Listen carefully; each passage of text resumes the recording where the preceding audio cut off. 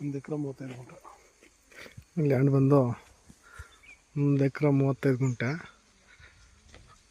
Mysuru near by, ಮೈಸೂರಿಂದ 60 kilometre.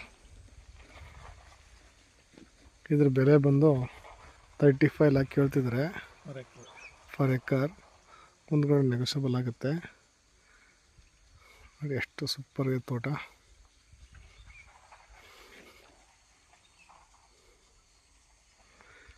ಇಷ್ಟು ಅದರಲ್ಲಿ ಕೆಳಗಡೆ ಕಾಂಟ್ಯಾಕ್ಟ್ ನಂಬರ್ ಫೋನ್ ಮಾಡ್ಬೋದು.